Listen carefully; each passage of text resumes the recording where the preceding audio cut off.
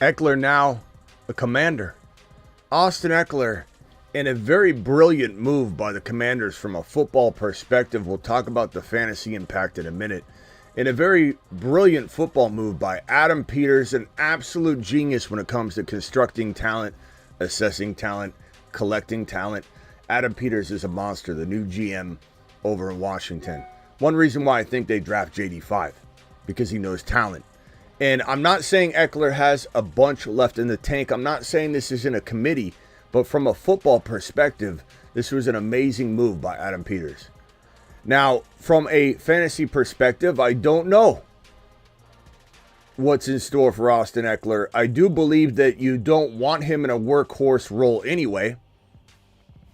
I don't think he can hold up on that kind of workload anymore at the age of 29.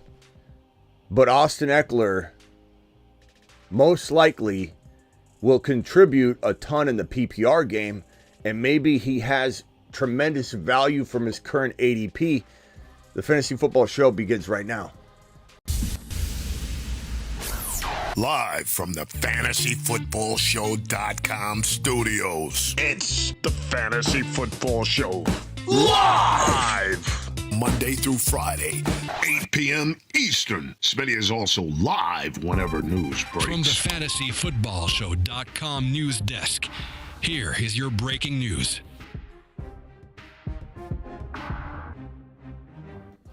Austin Ekeler is now a Washington Commander. The day just does not stop. It's constant breaking news. This is our third live stream. We're probably going to bleed into the 8 p.m. show, which is about 40 minutes from now, so we will definitely bleed into that. So we won't have to go live at 8 p.m. because we'll already be live. We got Cousins to the Falcons. We've got Barkley to the Eagles. We've got now Ekeler to the Washington Commanders. And this deal is essentially, let me put up on screen here. It looks like it's going to be a 2-year deal worth up to $11.43 million. That is not a lot of money. Like Ekeler got, I don't want to say Ekeler got screwed on this, but Barkley, I know Barkley's younger. I understand all that, but good God, like that is almost as if he didn't even shop around. You know what I mean? 2-year deal worth up to $11.43 million. I don't know if there's more to come on this contract, but that is not a lot of money. That is not a big commitment whatsoever for this team. It's a brilliant move. It's a good stab in the dark. Maybe he's got a year left. Maybe he doesn't. He's out there doing pull-ups with a 100-pound weight between his ankles, just doing massive amounts of chin-ups and pull-ups with this weight. Put a 200-pound weight between his legs and was able to do at least one or two of those. I'm not saying that equates to any kind of longevity. Your knees give out. Your lower body gives out as a running back. You lose a step, but he's in great shape. You know, he's in phenomenal shape. He played injured all last year. I do believe he could not hold up. I do believe if you were taking him at old ADP values, first round, top of round 2, you'd be extremely disappointed in what you're going to get back this year because he probably misses time. He probably is inconsistent. He didn't show any signs of life last year, but he was injured pretty much the whole year. But at what value in fantasy are we talking? Round 4, 5? Round 6, I don't think this really changes much of his value. I think if anything, people are afraid of Brian Robinson, a committee, running back by committee, and they say to themselves, I don't know if I like Ekeler any higher than I had him. So from an Underdog Fantasy promo code Smitty, where Underdog will match your first deposit up to $100. They'll double your first deposit up to $100. There's the link right now. Jump into sign up for that now so that you don't have to scramble later to try and get in when we draft. But like, Ekeler's going at around 5, 6, 7, 8, 9. Who the hell knows? Ekeler in 8, 9 round territory, says Silver. It depends where you're drafting, but I would say like round 5, 6, 7 is where you'll probably see Ekeler, and that's reasonable. That's a very reasonable running back 3. That's a very reasonable flex play. He's your flex running back. No one's asking you to draft him at old first and top of round 2 territory. Nobody.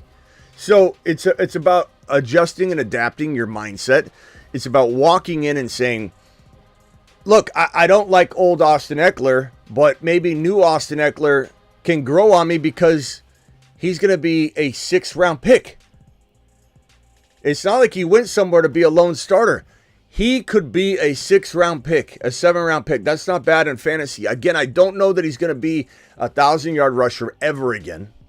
You know, it wasn't really anyway. But, I mean, he's not going to be near 1,000 yards. He's going to be like a 500, 600 rushing yard running back again, which is what he was at the beginning of his career.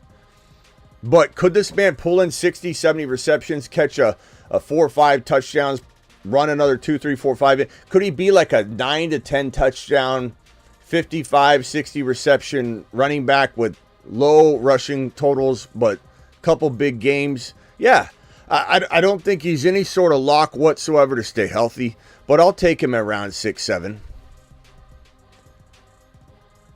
It was a quick fall. Joel says he went from top 6 to round 6. I mean, it's a quick fall.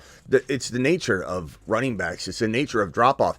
It's why Christian McCaffrey can't be trusted on every level this year. You can only go into his 28-year-old season, the same year Austin Ekeler walked into last year. That was Austin Ekeler's 28-year-old season, and Austin Ekeler was flying high. He was on everyone was on cloud 9 with Ekeler. Ekeler was the moon, the stars, the sun. You loved this guy. He was your brilliant masterpiece. He was the guy that was taking you to the promised land in 2022. And people laughed at me when I said avoid Austin Ekeler at all costs in 2023. He fell off the map. Now, I admit during the year, I'm like, let's buy low. He's really cheap. And he didn't execute good value on that buy low territory. But hey. You know, I believe we're in the same boat here. Is it worth the stab? Are you losing a league with Austin Ekeler around 6 or 7? No, you're not. Could you win a league with it? Maybe. If he delivers elite production.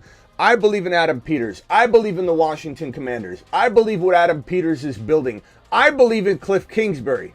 I believe that Austin Ekeler will get the football in creative ways. I believe in Cliff Kingsbury. I believe in this situation. I believe in this coaching and GM tripod they got going here. In Dan Quinn, defensive-minded, love it. Cliff Kingsbury, offensive guru, ahead of the entire offense. Adam Peters, GM. This triangle of goodness is bringing football back and making Washington football great again. And it all begins right now. Doesn't mean I love him from a fantasy perspective. I like him from a fantasy perspective. I like him in 6-7 round territory. That's it. It's as simple as that. Great football move. Congratulations, Washington Commander fans. It's an exciting move from a football perspective. It sure is. It is. Bottom line. Football perspective, love it.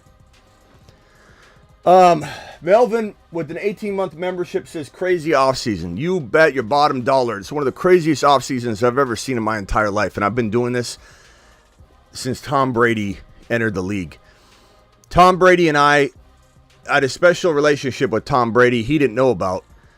Him and I entered the space at the same time. Me as an analyst, him as a player. And I literally almost shed a tear the moment Tom Brady stepped away and left me here by myself. Because as long as I've been doing this as an analyst, radio first, I did YouTube. YouTube, this is like going on, year 6, I think? Year 5 or 6? But for radio for 18 years, I've been doing this alongside watching Tom Brady. And in my 20-plus years of watching football from an analyst perspective, I've never seen an offseason like this in my life. This is absolutely madness. Tyler says Fields' market is dead. I don't agree with that. I think that when Fields ended up losing this landing spot that was the Atlanta Falcons, it definitely dampened the mood a little bit for sure. So now currently off the board are the Falcons. The Vikings are in play. Seahawks are in play. Raiders are in play. Patriots are in play. Saints are in play. Broncos, they're all in play. I guess we're hoping for the Vikings. I know I'm hoping for the Vikings. I think that would be good. I want to see JJ get a quarterback that turns DJ Moore into DJ Moore. Imagine what these two would do together. I don't want Sam Darnold. That's the rumor right now, that the Vikings are leaning toward maybe Sam Darnold as a backup plan. Of course, they're going to go after a rookie, I assume, in the draft. If they go after Sam Darnold and don't draft a rookie at 11 like Penix Jr. or Bo Nix, then I don't know what Minnesota's even thinking. And Minnesota's going to drive this thing right into the ground. I'm worried for JJ. There's also a certain point where you could buy low on JJ right now, and if JJ gets Fields in a trade, you stole JJ away. I venture to say JJ dropped from 2 or 3 overall to like 5, maybe 6 overall, maybe 7. I don't know. I have no idea what the knee-jerk reactions are out there. Knee-jerk Ned and overreacting Oscar and angry Angus. Who knows what the hell they're doing right now in trades? We have no clue where his ADP is because we don't have enough data. But I venture to say JJ's dropping a little bit. Not a lot, not a round, but like, is he going 2 overall? Maybe not. But it could be a temporary problem. Sam Darnold is just the worst idea. I don't understand it. I don't even get it. 205 of you in here, only 34 thumbs up. Punch that thumb up button. We're going to be opening the phone line here in a second. Let me get the rest of the news on here. There's a couple other pieces of news. Gus Edwards agreed to terms with the Chargers. Which, I don't know. I hope this isn't their plan. No offense to Gus Edwards, but Gus Edwards, you've got a. I didn't even think I'd have to come in here and go, okay, let me copy this over, and Gus Edwards, let me pull him up here and put his name right here and put signed, because apparently he's got more value. Where's Derrick Henry going? Dare I say that by midnight, Derrick Henry will have a home. Why do I say that? Because why would you leave Derrick Henry out there? I've got to put signed next to Austin Ekeler. Signed. Let's put these all in the same location so they're easy to identify. Signed. Signed. Signed. Derrick Henry, where are you going, pal? Where are you going? I mean, Clyde to Cincinnati, maybe. Singletary's going to the Giants. He's signed. Where's Henry going? Back there. He's going by midnight. You know why? Because these teams are going to scramble. I like pulling up this board to just show you a kind of a lay of the land. We're looking at teams that need RBs, right? Well, actually, let's pull up this board. We need teams that need RBs right here. Houston. You sat on your hands, watched Barkley go away. Ekeler went away. Jacobs went away. Are you going to let Henry just slip out from under your thumb? The Chargers better step up and try and grab Henry. Baltimore, is hungry after Henry, and Dallas is hungry after Henry. I believe Henry, maybe he already went by the time I started this live stream. Let me come and refresh my feeds and look at all my news, just in case he did go while I'm talking. He didn't. Henry, by midnight, better be gone. He better be gone. Superfish dropping 10 gifted memberships. Superfish to the freaking moon. Alert. Super chat alert.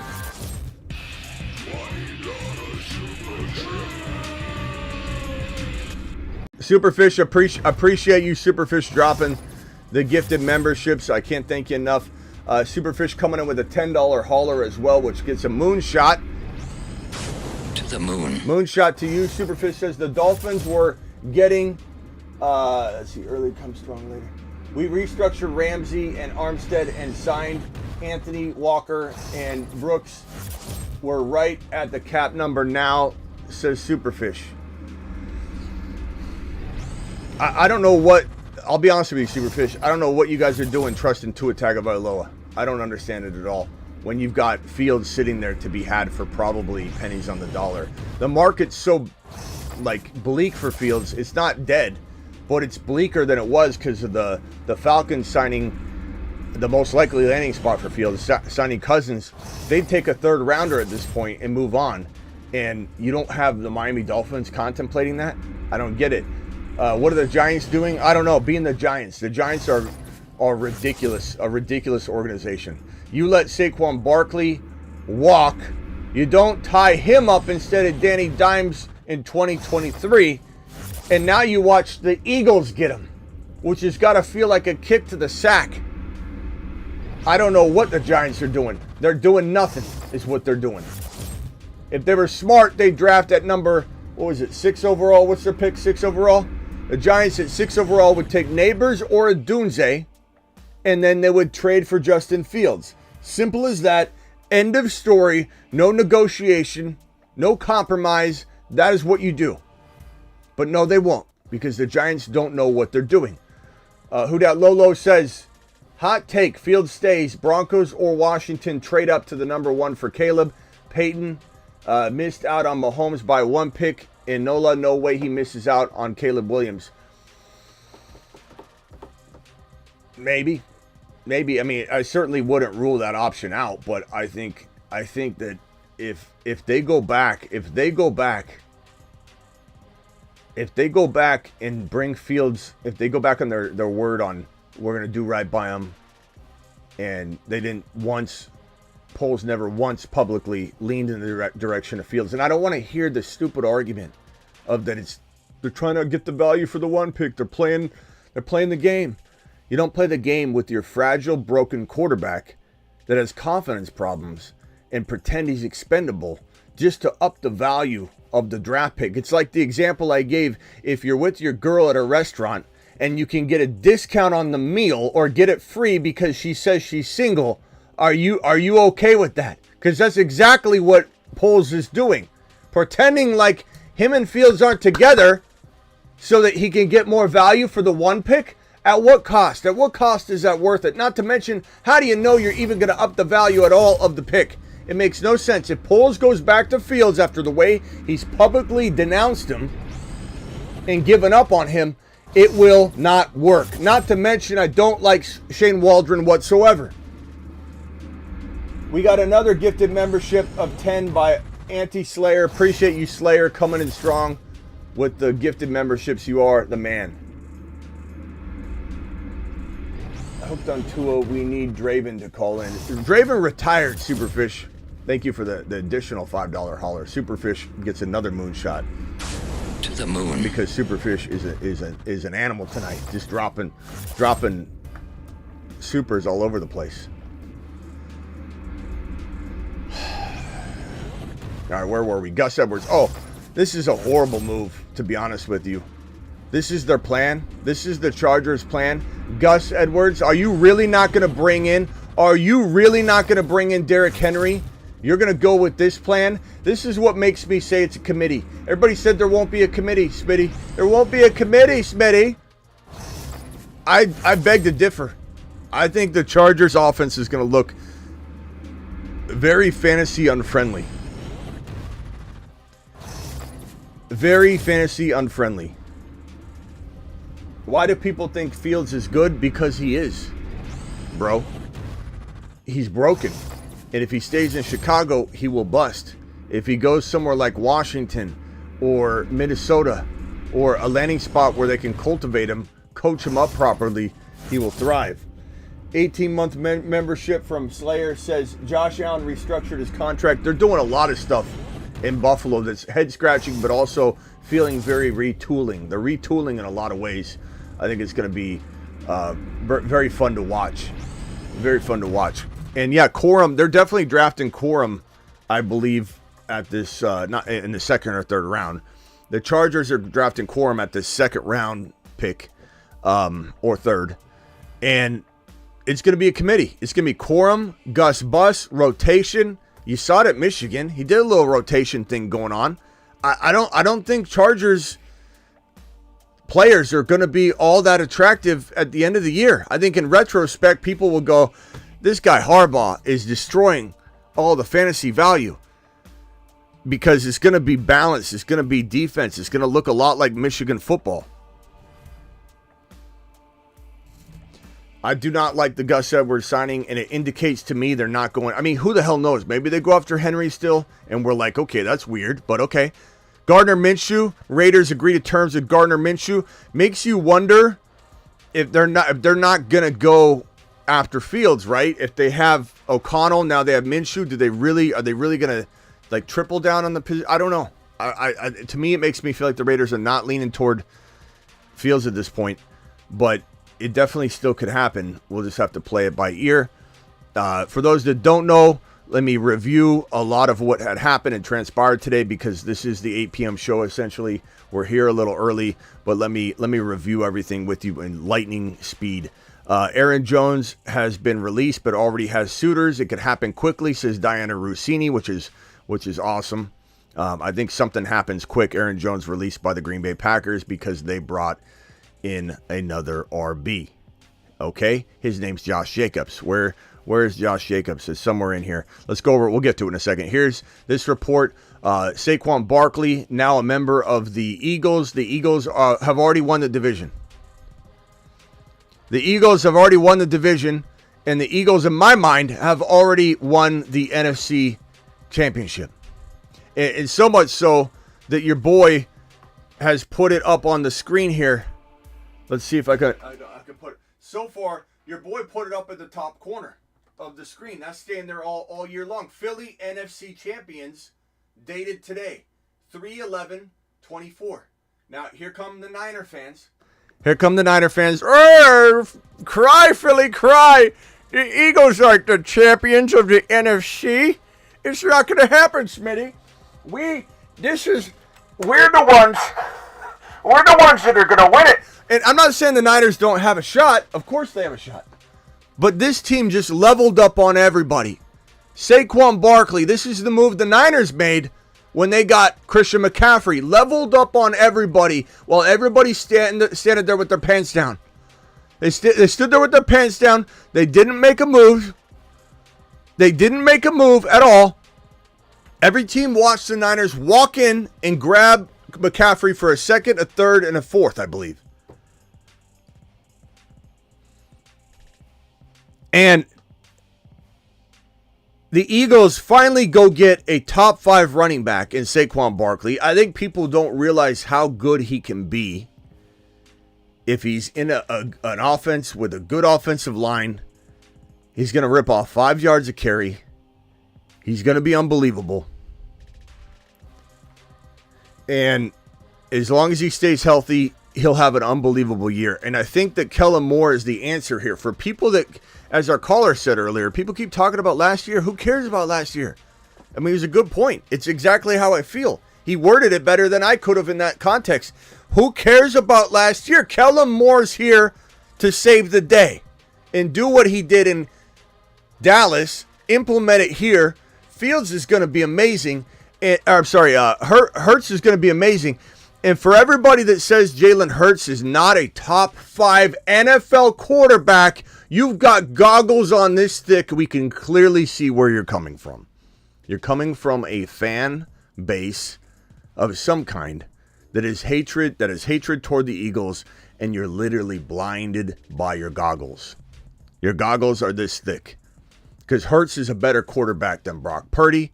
Hurts is a better quarterback than almost every quarterback in the National Football League, minus maybe 4, maybe 5 guys if you want to get crazy, but he's certainly in the top 1 to 5, 1 to 6 conversation for NFL quarterbacks. He's obviously 1, 2, or 3 in fantasy. I'm talking NFL quarterbacks. Because of 1 year that unraveled, people think that Hurts has been figured out, that he's not a good thrower, that he's going to unravel. Hurts is going to explode. The Eagles are going to explode. And that piece of news was so fun to watch. Packers, amazing moves. I mean, quite honestly, Jacobs to Green Bay is phenomenal. That's such a good move. George, mute yourself real quickly while I get through this real quick. Just mute yourself. Saquon Barkley, the deal was $37.75 million for 3 years. Again, Ekeler is not a spring chicken by any means. But the fact that Ekeler got, what was it, 12, what was it? Let me see if I can pull up. Ekeler's, it was like 13 mil. I got it right here. 11.43, sorry, 11. 11.43 for 2 years. 11.43. There's got to be some signing bonus they're not listing here. There's got to be. Let me see if I can find Ekeler's deal. That doesn't make any sense. I mean, I know he's older. I'm not saying he should have Barkley's exact deal, but like, good God. It looks like he just took the first deal like Kramer when he spilled coffee on himself. And they said, we'll give you a lifetime supply of coffee and he just shook the hand right away. Didn't even hear the rest of the offer. 37.75 mil. Barkley's deal in Philly. I can't wait to see Barkley run in Philly. It's going to be amazing. And all the Niner fans in here, you know, and I love my Niner fans, but they give the Eagles no credit whatsoever. I at least give the Niners credit. I at least talk, and I'm not an Eagle fan by any means, but it's so funny when you can't say the Eagles are a good football team. When you say the Eagles aren't a good football team, you clearly have goggles on. Gabe Davis agreed to a 3-year deal with the Jaguars for $39 million with incentives that could make it a $50 million deal. Like, good God, the Jaguars pay wide receivers. They gave him that Gabe Davis money. They gave him that Christian Kirk money. Remember Christian Kirk? Unbelievable how much they overpay.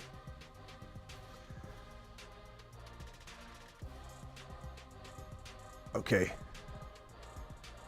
Gabe Davis, we got that piece of news. Tony Pollard to the Tennessee Titans, in case you missed that. I don't really love it from a fantasy perspective. I think he could have went to a better location. Swift 3-year deal worth $24.5 million, including $15 million guaranteed. And then T. Higgins. Aurora, please mute yourself. I'll come to you in a second. T. Higgins requests a trade.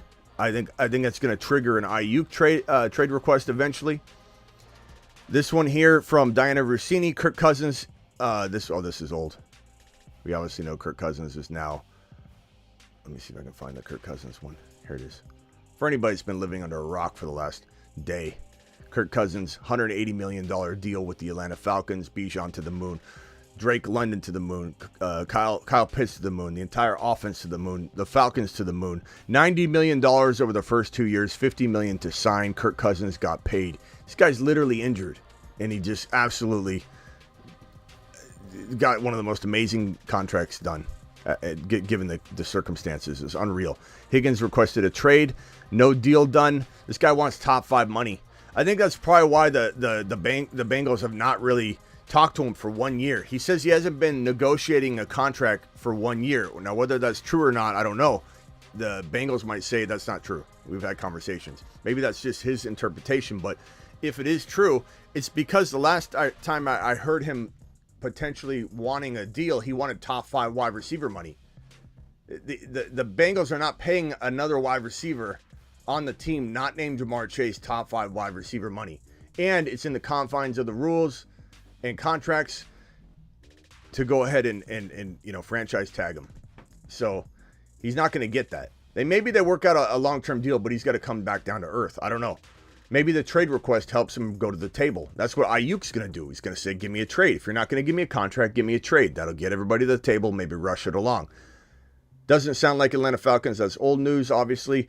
We're hoping that Justin Fields has a potential landing spot of Minnesota or the Raiders, but the Raiders brought in Minshew. Makes you think they're done, potentially. I don't know. Why would you want another quarterback? Why would you want 3 quarterbacks? I don't know. O'Connell, Minshew, and you trade for Fields? I don't know. Jeremy Fowler. That's old. Michael Pittman Jr. signed a $70 million 3-year deal, which I thought was just a little too much, to be honest. And Raiders, okay, that's old news. I think we're caught up. I think everybody should have all the news now in front of their face. I think everybody should be caught up. If you missed the entirety of the 2 shows prior, you should have at least a little quick summary of everything. And for anybody that's new here, we're live whenever big news breaks. We're live Monday through Friday at 8 p.m. Eastern. That's what this show is. We're just a little early. And now I head over to George from the Bay. and Aurora will be next. George from the Bay, what is up? Smitty, what up, man? Happy free agency Monday, man. Great day. A lot of good fantasy outlook from a lot of these signings, and I'm really excited about the Barkley move. I mean, I think that's huge for Barkley's career moving forward. I mean, look at what Philly did with DeAndre Swift on like a 50-50 offense last year. I think what his outlook this year, I mean, 1,500 all-purpose yards is very doable, 10 to 12 touchdowns. I'm moving Barkley up as my, top 2, top 3 running back. And I just want to address all the 49er fans. Obviously, I'm a 49er fan here in the Bay Area, but I think a lot of us need to have the reality cap on, and we got to look at the future and say we're probably going to be regressing as a team over the next couple of years. I mean, we're in salary cap hell. We can't even afford Armstead. We had to release him. It's like, the Eagles are the biggest threat in the NFC, and I agree with you. I think that they're going to the Super Bowl this year. Yeah, I think the Eagles are going to be hard to stop. I'm not saying the Falcons won't be amazing as well. I'm not saying the Cowboys won't, especially if the Cowboys bring in Derrick Henry. Like, the one thing we got to remember, how when you get done with day one of the NFL draft and you're like, okay, we know what's going on now. And then there's a bunch of players that didn't get taken yet. Example, Braylon Allen probably won't get drafted. Guys like that, Corley, Leggett might not be taken yet or whatever. And then we get into day two, and then these other moves happen, and now these teams look different. And you're like, oh, okay, now they're a big player and contender. So while Dallas doesn't feel like they've taken any big step forward, Derrick Henry's still out there. If Derrick Henry goes to the Dallas Cowboys, now we're talking about Dallas being a huge threat. Not that I think he 100% stays healthy, but it's certainly something that could definitely change the game for him. Real quickly, let me put 412 caller. What's your name and where are you calling from? My name's Al, ABOG Corporation, Pittsburgh, PA. Smitty, I've chatted with you a couple times on through like super chats and then on Instagram. I'm the one whose story you had shared. Oh, and, yeah. Ron had. Yeah. I'm a Commanders fan, so this was like the kind of like ideal time for me to get my first call in. Attaboy. I like the move. For the simple fact we do got Brian Robinson, so I like the combination of the two. And being that we missed out, well, I don't even know if we attempted to get Barkley, which would have been my preferred running back for them. But for the price that we're getting Ekeler, I'll get a lot. I think it's a good move for us. Good football move. Great football move. Especially $11 million. It's a great football move. It's just a matter of, like, can he, from a fantasy perspective, deliver? And I think he can because the asking price is around 6, 7, 8. If he climbs, let's say, and I don't think he will, if he climbs to round 3 because of this news, which he won't, but if he did, then I would probably be out. So everything's about ADP, no matter what. No matter what. Everything is about ADP. Kenneth Walker last year, when Charbonnet was drafted, everybody ran for the hills. And you know what I did? I walked out of the room. I closed the door. I took a deep breath. I walked back in, and I looked at it from a different angle and said, where's his ADP? I didn't care about Charbonnet anymore. That Kenneth Walker without Charbonnet is gone. That Kenneth Walker ADP and value and player is gone. Now we're looking at Kenneth Walker with Charbonnet at his newfound ADP, which was round like 6. And so Walker was a steal. So same thing with Joe Burrow. Like, you could say, oh, Joe Burrow could get hurt again, whatever. Joe Burrow is now round 6, round 7. He's a different player than he would have been if he had not got hurt. And so you got to look at that. Same thing with Jamar Chase. He was number 2 or 3 last year. He didn't deliver, quite frankly. Now he's going mid first round, a little bit later sometimes. He has a new value. Austin Ekeler, he was a first rounder last year. Everybody thought, oh, he'll be fun. I said don't draft him over and over and over again. But now he's in round 6. Derrick Henry, a guy I'm always saying, be careful. Why am I drafting him? Because he's going in round 4, round 5. Derrick Henry's no risk at all. Yeah. Eckler's fantastic value I don't know if it'll deliver. Will you lose the league over it? No. Do I put all my eggs in one basket? Abso-freaking-lutely not. Like Austin Ekeler on more than one of every 5 teams is not a good move. You know, I don't put all my eggs in one basket for a lot. I did put a lot of my, like 80% of my eggs in the Bijan basket last year, but I don't care. I'm willing to take that risk with certain players. And to be frank with you, people come in and run their mouth saying, how many leagues did you lose from that advice? Almost every league that I won, I had Bijan. So it just made it so that I didn't dominate everybody. I crawled to the finish in a couple of those because Bijan did struggle from time to time. He still finishes RB9 in the most disastrous situation. But almost every league I won last year had Bijan. And so I didn't lose leagues because of that. You won't lose leagues because of Austin Ekeler in round 6. You just won't. Could you win a league? Maybe. Maybe. Hey, Smitty, what's your thoughts now with Aaron Jones getting released? Do you think Dallas is a huge possibility for him now? I think he is. I think Aaron Jones could go to Dallas. He could go to, the Ravens. He could go to the Bengals. He could go to the Buffalo Bills. If the Buffalo Bills were smart, they would bring in an RB, because they're watching these other teams do it, right? You got to think Philly. If the moment Philly got Barkley, you're behind. You're behind. If you're Buffalo, you're behind. If you're Cincy, you're behind. You're not leveled up at all. They distanced themselves. Baltimore, you just got a distance put between you and the Eagles. Now, granted, I know they're maybe not concerned on that side of the fence yet, but especially in the same conference, you've got to be worried about what Baltimore is doing. If you're the Buffalo Bills, you got to worry about what all these teams are doing. And when you see a team grab a hold of Derrick Henry in your conference and there's no one left, you drop the ball. Because if Buffalo and Baltimore and Cincy are all sitting there wondering who's going to take Derrick Henry, it's almost a defensive move more than an offensive move to grab him so the other team doesn't get him. And honestly, it's not going to cost what Barkley cost. It'll probably be in between Ekeler and Barkley. I think it'll be above Ekeler. Ekeler got screwed, to be honest with you. Like, I don't know why Ekeler took that deal. I saw a comment saying, LOL, Smitty, he's washed up. He might be, but he also might not be. And I venture to say that a team might have given him a little bit more than that, but he signed right away. Like, it's not like he played it out at all. A lot of these players are running to these teams that are willing to pay now so they can make sure nobody else jumps in that spot, grabs that contract, and then the running back's waiting, and then no one else wants a running back. Like, they're scared that the spots are going to get gobbled up. I think Ekeler went to Washington because I believe he's going to have a big-time role there in Washington. So I believe that's why he went there. Well, of course, it's a role. It's a reason. But, I mean, it's his last payday. You know what I mean? Like, he's still got to get paid. But I would love to see if there's some sort of number that hasn't been thrown out yet that we don't have access to yet or we haven't seen. Does anybody know if there's an extra amount on top of the 11 that they're not reporting on or didn't yet? Field Yates is reporting the Buffalo Bills. We talked about this a minute ago, but I didn't have the numbers up in front of me. The Bills have restructured contract of Josh Allen, converting much of the 2024 compensation into a signing bonus, creating a $16.7 million amount of space in the cap for 2024. This is awesome. They've got a lot of maneuverability right now. This is why I think maybe something's coming.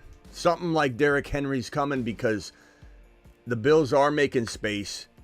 They're obviously trying to retool. They're not giving up. They're not rebuilding. They're retooling for something. And I feel like a Derrick Henry or something like that. Aaron Jones or Derrick Henry got to be coming down the stream here. I don't know what else. You don't think he's a receiver? It could be a receiver. It could be getting rid of Diggs. To clear the space up and say, let's get rid of Diggs. Maybe Josh Allen's in there going, please get rid of him. I'll restructure. I'll do whatever it takes. Get rid of him. How much is the dead cap? Let me cover it. I don't know. I don't know that Diggs is gone, but they might be getting rid of Diggs. They might also, even if they trade him, there's dead cap. So they could trade him. if they traded him for There like was that a drama very last low year. draft Remember, pick just to get rid of him. Diggs had a lot of drama last year too, so I mean, I think they should get rid of Diggs. Yeah, he's dead weight. He's definitely like a locker room problem. He's dead weight. When in that final drive where Josh Allen could have potentially hit Diggs across the middle for a much shorter gain, he went for the touchdown in the end zone. He did get hit, so the ball did hit the ground about 5 feet in front of the receiver near the goal line, and the receiver's in the back of the end zone, and everybody was like, "Oh, Josh Allen, what a dumb throw, what a dumb decision." He made a call and got hit when he threw the ball. The guy was wide open. I forget who it was, if it was Gabe Davis or whoever, Kincaid maybe. I forget who it was.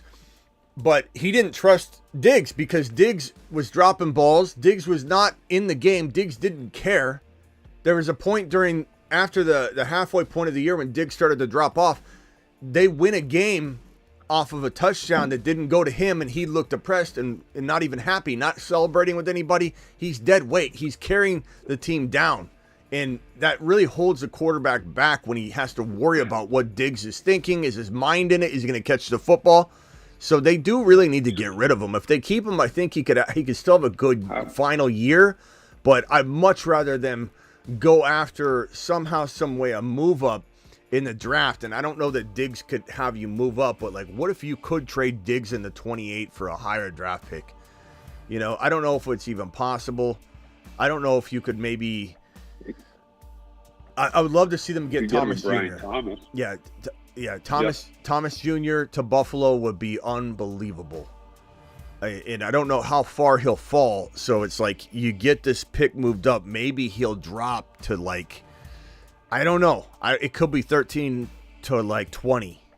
So moving 28 up a little bit. Not to mention that Diggs is turning 31 this year too. So he's on the wrong side of 30. Oh yeah, Diggs. There's a good chance he never returns to form. There's also a small to decent chance that he has like a pretty decent year, but it's not like it's going to be the old Diggs consistent top 5 wide receiver. It's going to be peaks and valleys. It might be injury plagued. It might be Cooper Kupp 2023. Cooper Kupp was an elite receiver for a handful of games, but he also lost you a lot of games. He also got hurt. He also missed time. Like, that's what you expect out of a 31-year-old wide receiver. 30 is the new drop off for wide receiver. You can deliver a good year at 30, but like Cooper Kupp proved, you might be elite only when you're on the field and miss a lot of games. Running back is 28 years old. Christian McCaffrey's entering the 28-year-old season. Again, I've said it over and over that I'd rather bank on him than bet against him in at least one league. I need to have a share of him in case he does it one more year. But I'm not putting all my eggs in one basket with Christian McCaffrey at the age of 28 with the workload he's had. 28 is where Derrick Henry dropped off. 28 is where Aaron Jones dropped off. And while we'll be hopeful and excited where Aaron Jones lands, we're still going to be honest and open about the fact that he couldn't stay healthy. He was 28 years old. He couldn't stay healthy. Austin Ekeler, 28 years old, couldn't stay healthy. Like 28 is the year. 28's the year. You might scrape by. Derrick Henry did it, but he's an anomaly. You can't even consider it. We're considering another year maybe of Derrick Henry. He is an anomaly that you cannot look to. There's no open door, no wormhole opened up in fantasy, no blueprint or gateway available to other RBs. Is 28. You're lucky. You hold your breath. You plug your nose. You hope for no injuries. You hope for an elite season. And then if he gets through 28, you're done. You cash out. You walk away. You don't go down the 29-year-old road. You can't use Mostert at 31, McKinnon at 31. You can't use those examples because those are different RBs that didn't have workload, top 5 workload, top 10 workload their entirety of their career, grinding down their meniscus and everything. We're talking about longevity type running backs hitting the age of 28, not a guy that's been shelved for 4 years, comes back at 31, has one good year, and then vanishes. That is what Mostert brought to the table. That is not a comparable. Go ahead, Travis. Just to add to the stuff with, the trash talk on Philly and all that, the Niners, like you said, they're probably still the favorites or up there to win the NFC, but not only did the Eagles add, the Packers added a ton, and the Lions really added to their defense a lot today too. So there's 3 teams right there that are really pushing and really adding to their team. By the way, Make it a lot harder. I have a couple people. I don't want to say. I don't want to say it's like a source or anything, but I have a few people telling me that the Ravens are going to be landing Derrick Henry. I don't really know yet. We'll have to wait and see. So again,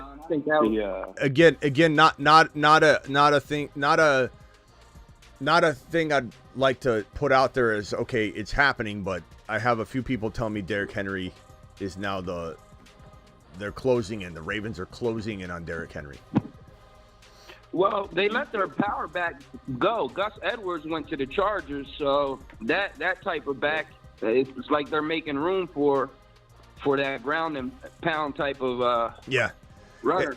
And it's one of these two spots for Derrick Henry. It's Dallas or Baltimore. The only question is, will Dallas step in last second and try and prime away? But I am hearing from a couple people that I would not call a source that, would necessarily break it all the time and be completely accurate.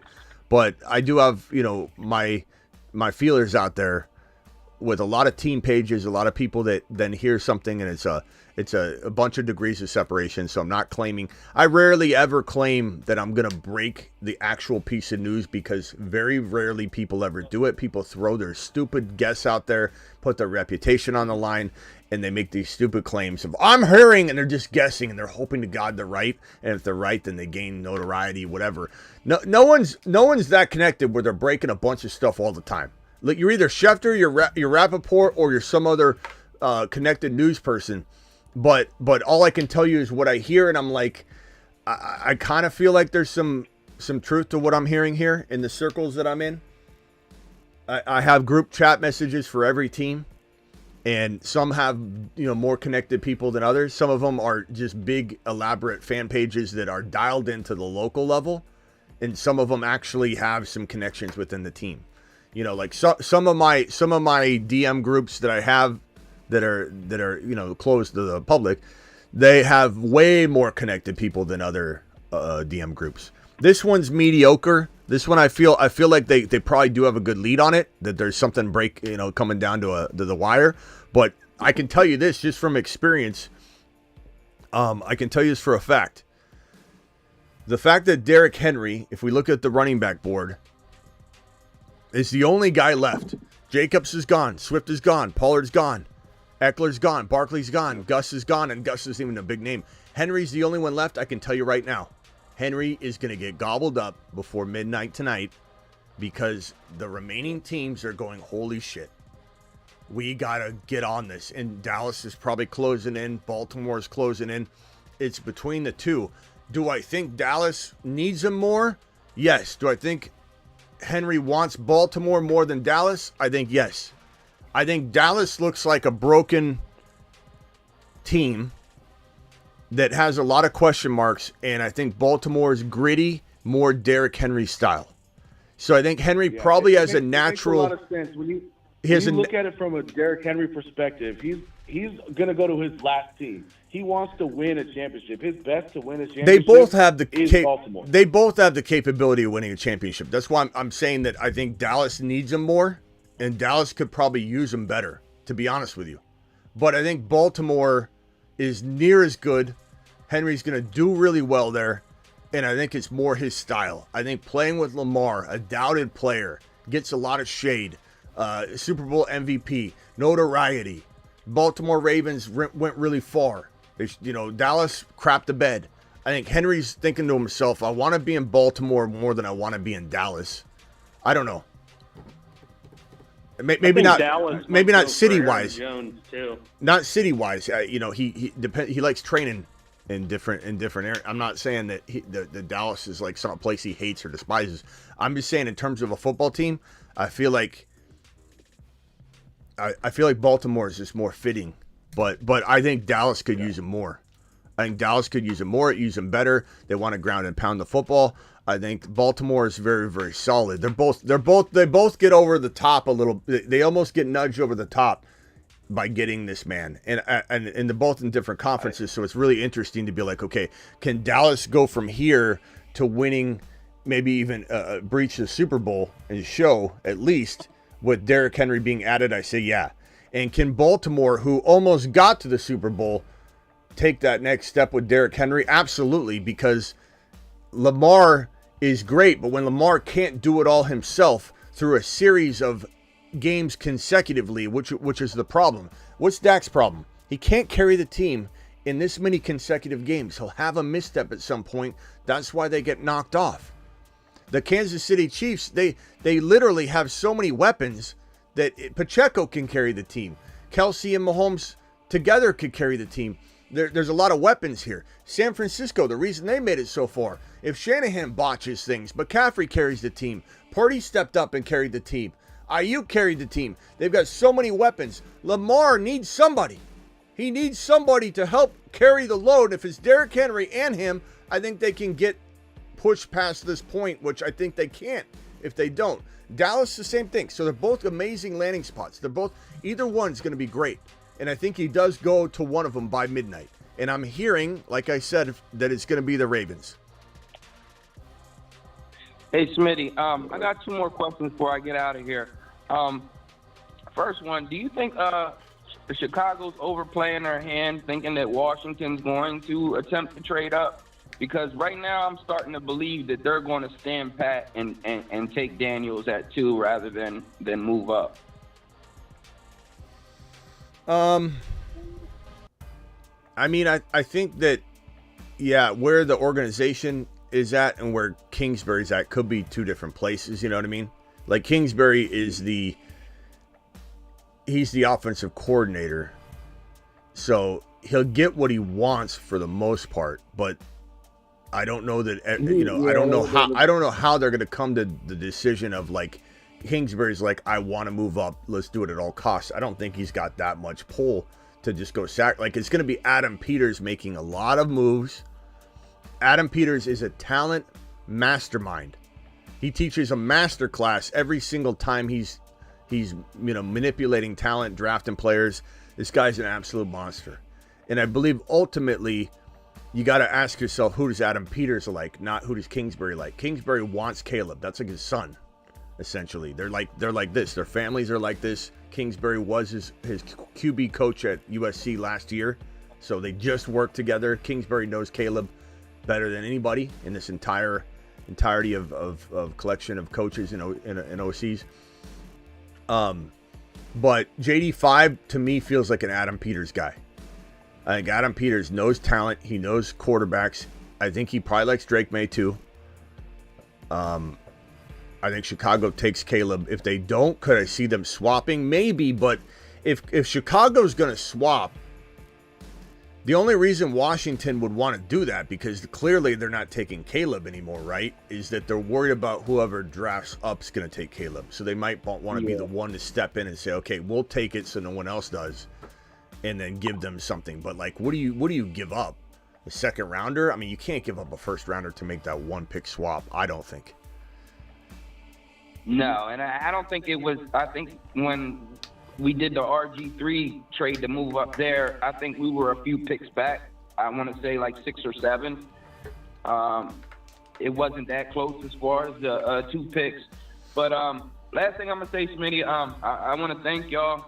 Thank the fantasy football community, you, Ron, everybody that's a part of the show, man. Y'all don't really know how much it means just to be able to tune in and to watch. I'm not always vocal. This is actually my first time calling in.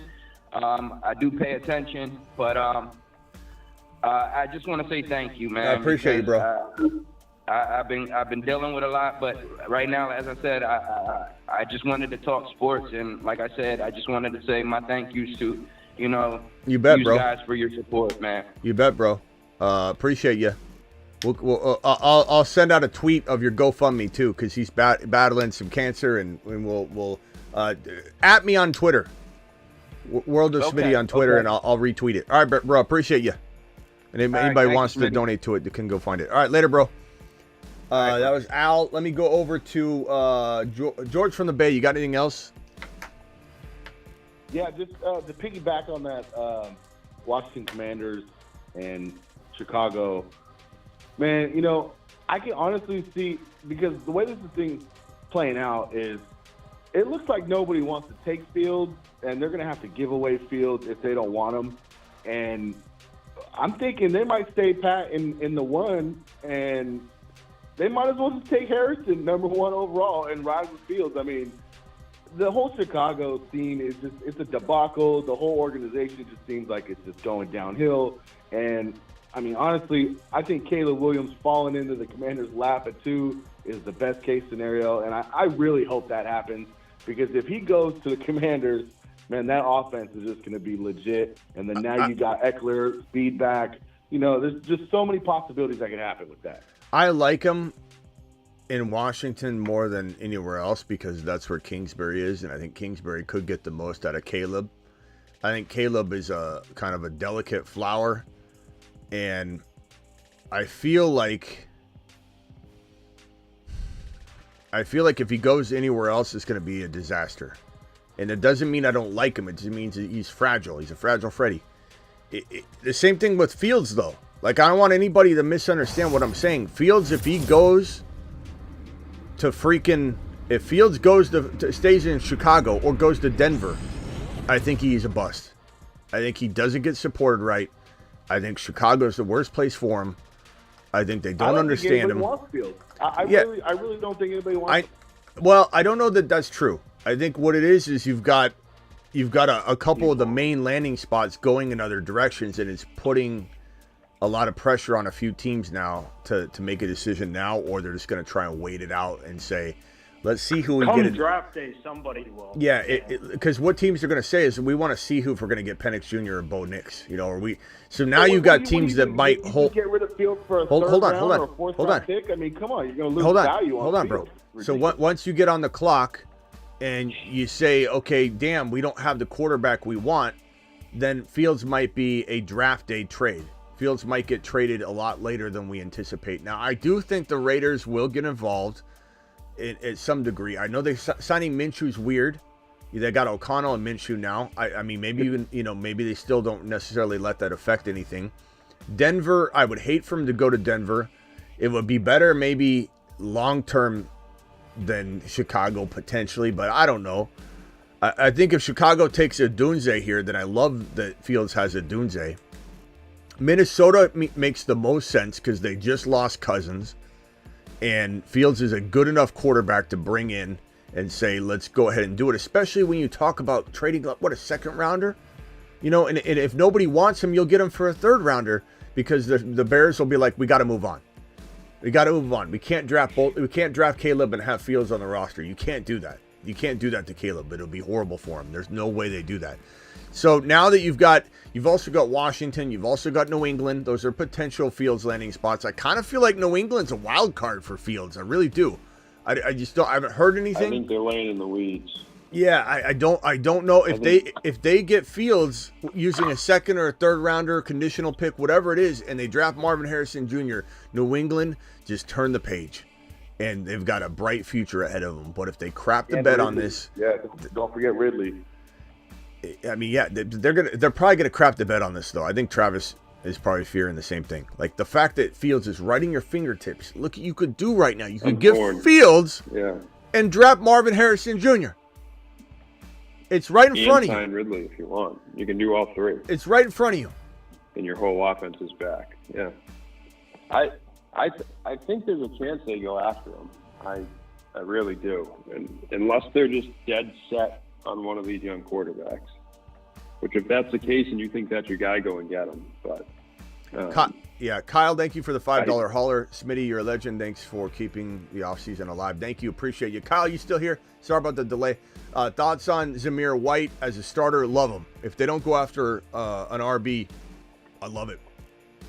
Absolutely love Zamir. Zamir might replace Tajay Spears on the Moonman list because Tajay can't be on it anymore, unfortunately. It is what it is. The one thing I was going to kind of push back on was, like, in order for the Raiders to get in on them, they'd have to, in my opinion, basically be done with O'Connell because they just guaranteed $15 million to Minshew. And then with the Vikings, do you think they'd unless they overpaid, you think they're going to give him to a division rival, make a division rival that much better? I don't know. Everybody says they won't trade in their division. We've seen it before. I mean, it's not like it hasn't happened. But... Yeah, I'm asking the question. You know, I don't know either way. Yeah. No, I know, and I'm just answering that I don't know. I think if you can't find anybody else and you have to get rid of him, are you really gonna not trade him to a division rival? If the answer is now you got to change your whole game plan and keep Fields, I don't know.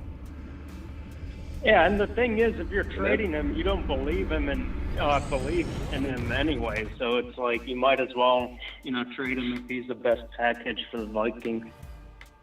You're fine, Kyle. Appreciate you. Anything you drop, likes, shares, $5 holler, bro. You're good, bro. Appreciate you very much. Yeah, I don't know.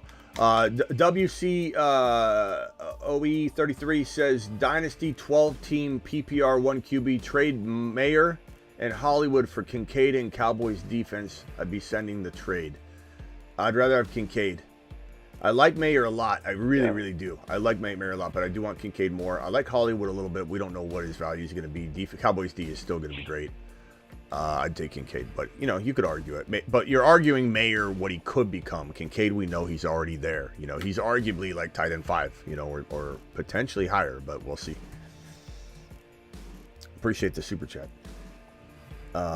Yeah, boys. I mean, I don't know. I'm looking at this right now with God, how everything's unfolded has been crazy, and let me just keep refreshing because I really believe we're gonna get Derrick Henry news very, very soon.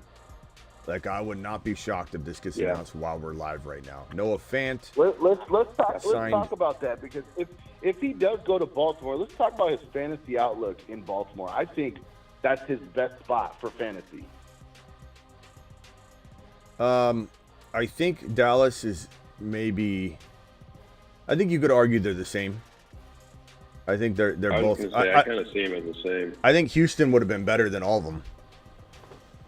But looks like Houston might draft someone then.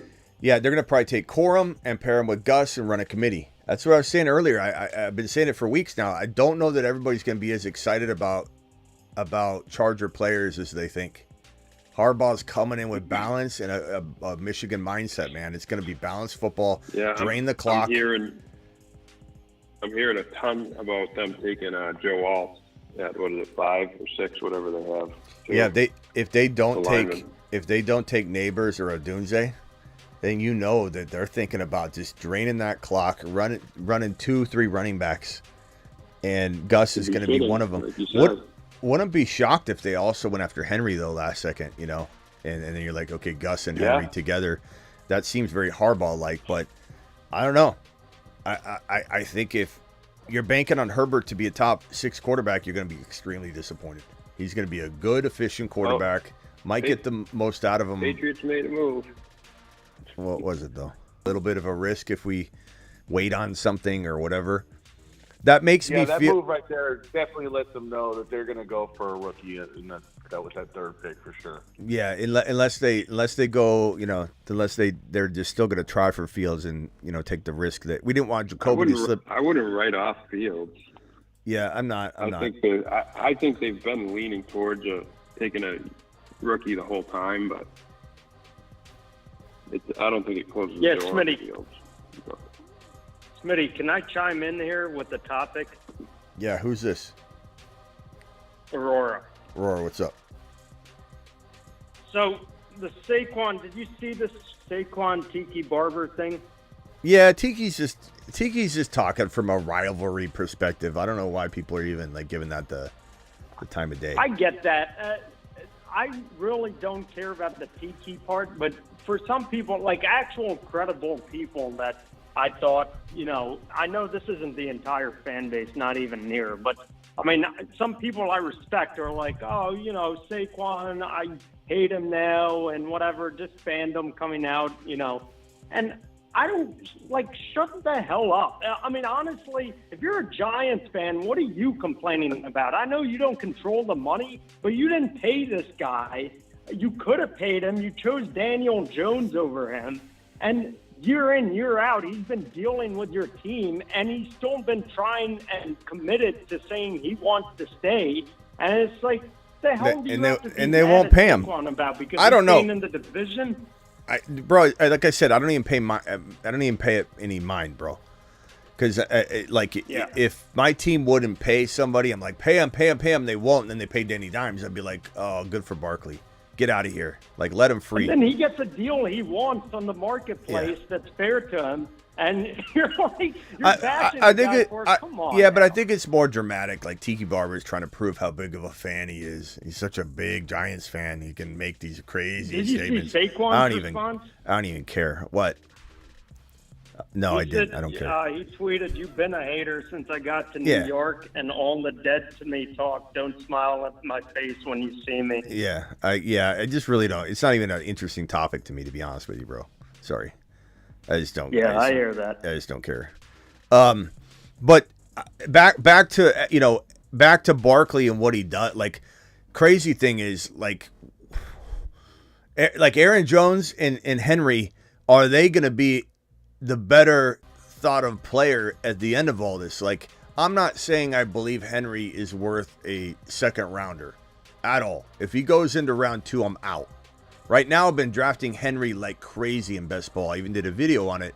Go get Henry as long as you can, as fast as you can, for as long as it lasts in round 4. In your best ball drafts on Underdog Fantasy, that link, did I pin it yet? I don't think I pinned it. Here's the link. You guys sign up for Underdog Fantasy using this link, or if you're watching the replay, the link's in the description. The code is Smitty too. If you sign up and download the app and it says, how do you hear about us? Put in code Smitty and it'll double your first deposit up to $100. But I've been scooping up Henry left and right in drafts as much as I can, just because I know the time will come where he rises at least into round 3. But I guess the question I have is, does anybody on the phone line think that Henry will outscore Barkley if Henry's in Baltimore? Or we'll just start with that. So Baltimore, Henry, or Barkley, Philly.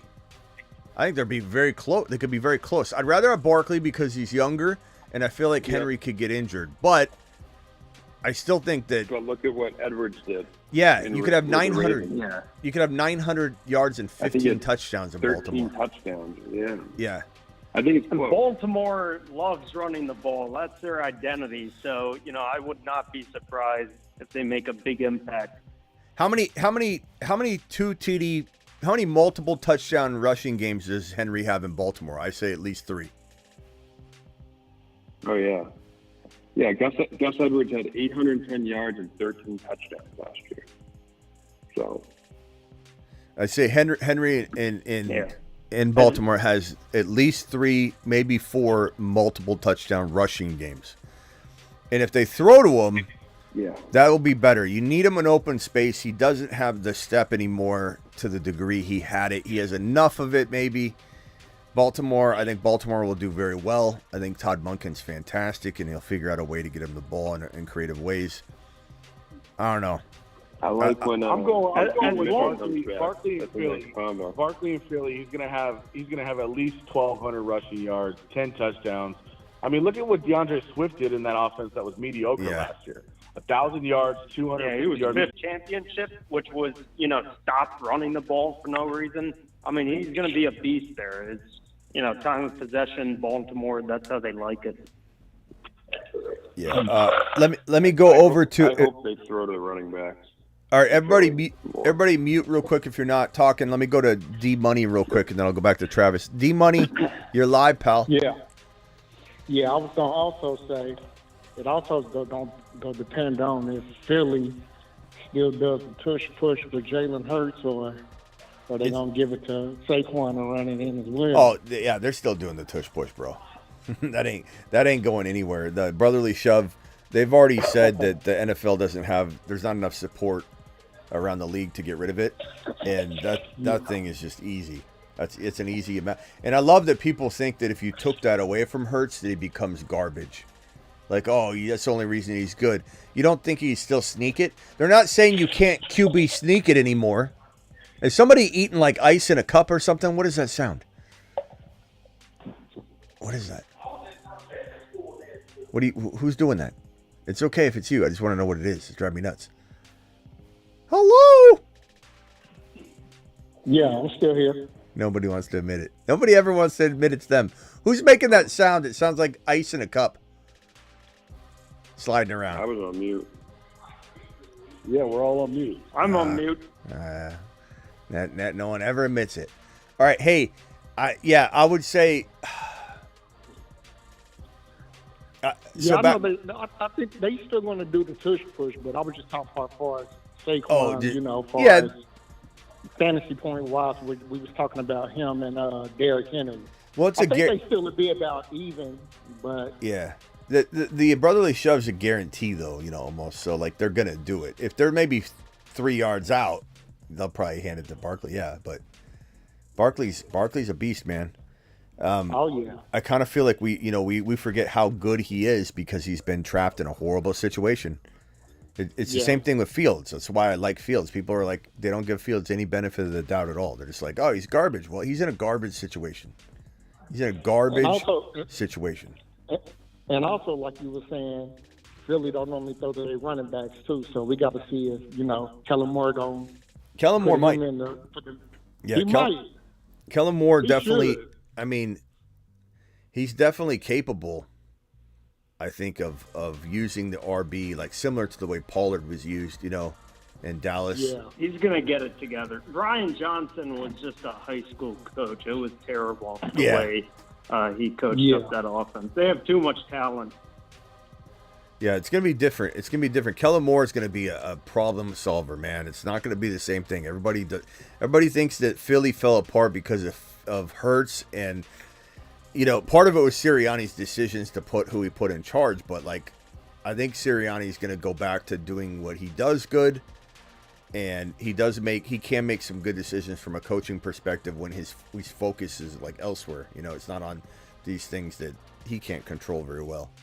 He just needs to get back to business. But I think this team's going to be functional. It's going to be back to a high level, functioning on a high level at all facets. And I think Hurts, calm and cool, collective, rule him out, doubt him, and he just comes back stronger. And he's lethally silent and calm, cool, and collective. And he was banged up.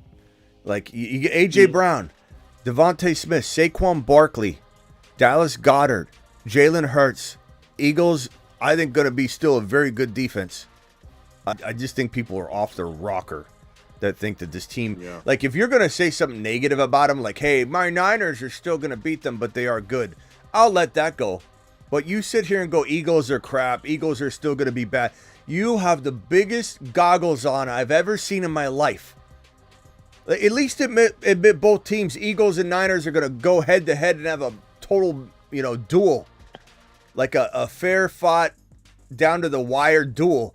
But when you say the Eagles are going to struggle, you don't know what you're talking about, or you've got goggles on that are this thick. Either one. What's the word with A.J. Brown, Isaac? He said he's fine. There's no problem anymore. So he clearly was mad. He aired dirty laundry, made a big fuss, and then decided he'd back down. So he's fine.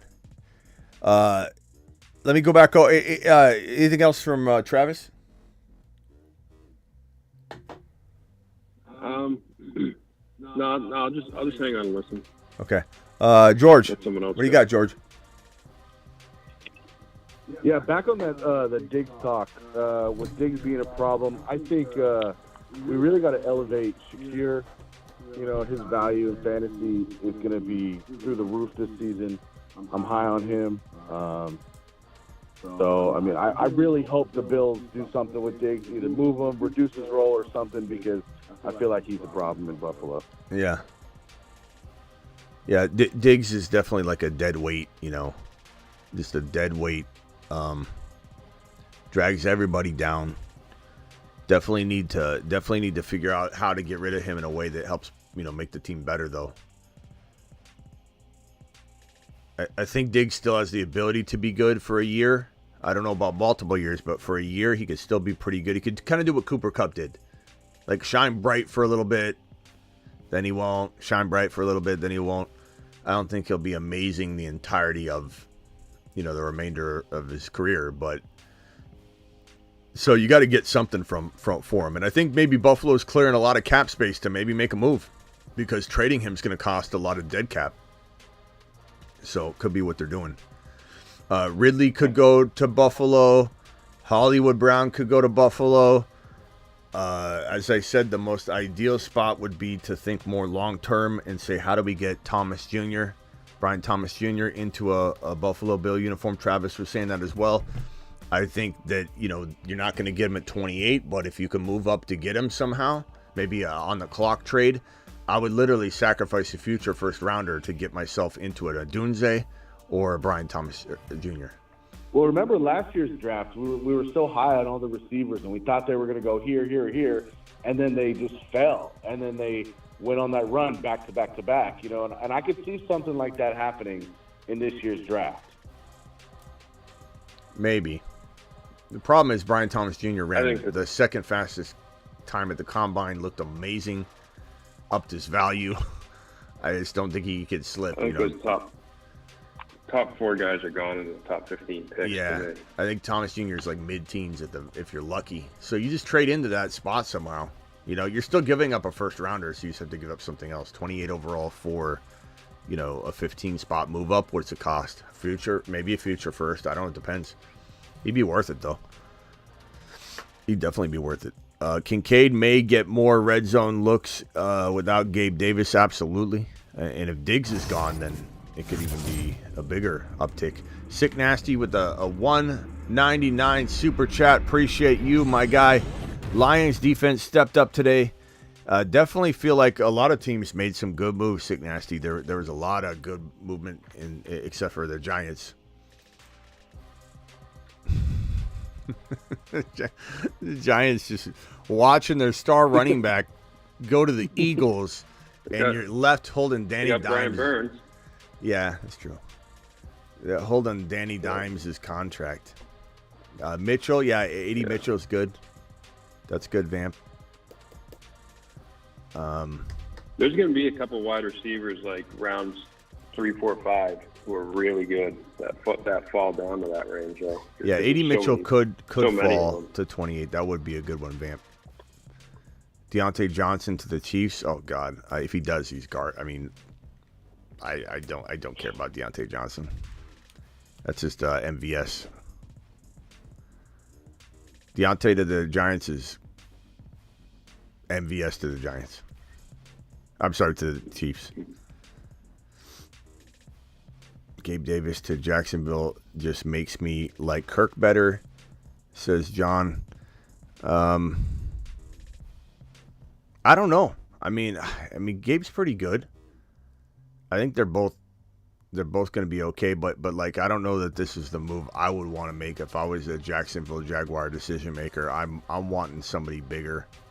I want to get my hands on an Adunze, a future stud that I can mold and sculpt alongside of Trevor Lawrence. I don't know that I like all this secondary wide receiver talent. You know what I mean?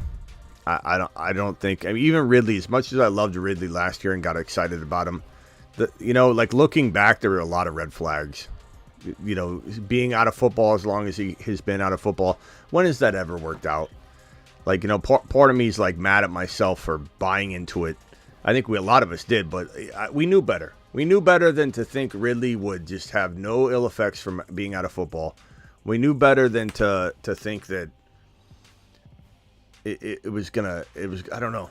I think it was the part when he swore on his children. He swore on his children he'd have 1,300 plus yards. So I bought in. Yeah. He convinced me. He did. That did it for me. Red's on the phone. Red. Oh, sorry. Go ahead, Travis. And then I'll go to Red. No. I was just saying. I think they misused him. I mean, I know when you get into schemes and playbook and everything, with Zay Jones out, all that, but it's like you brought him in for a reason. Let him do that part of his job. Yeah. Red, what's up? You're live, Red. How y'all doing, man? Good, bro. Quick. I heard the Kirk Cousins news with the Falcons. I think it's a good idea. I like Justin Fields better. I got called an idiot earlier by my buddy saying, why do I think that Justin Fields is better than Kirk Cousins? And I said, I think he's better than Kirk Cousins. I think that Atlanta can use him for the future. Because the Cousins deal is what, a 4-year deal? Right.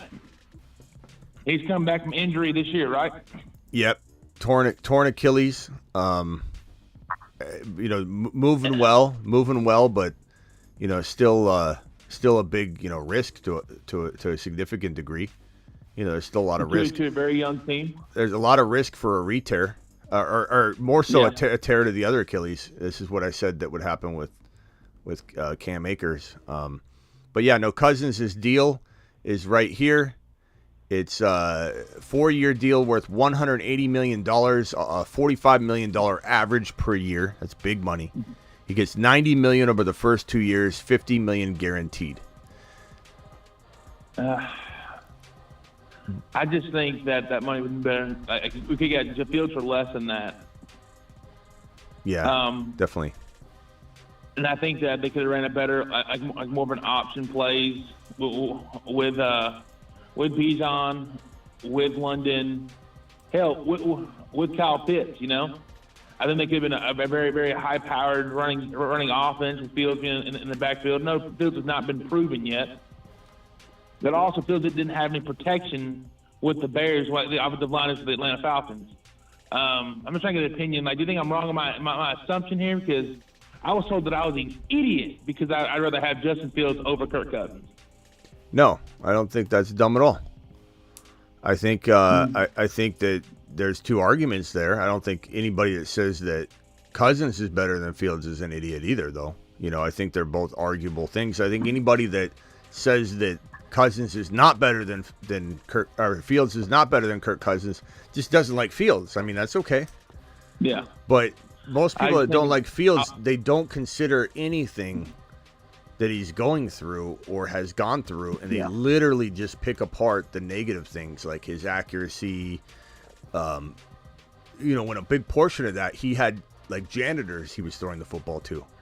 Like in 2022, when Poles stripped down the entire roster, took all the meat off the bone, he literally shoved him out there with like Pop Warner type talent, and he had to literally carry this team on his back, and he got hurt.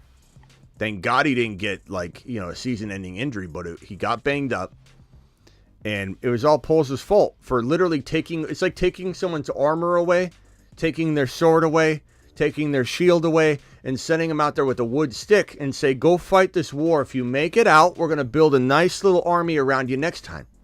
That's what Poles did.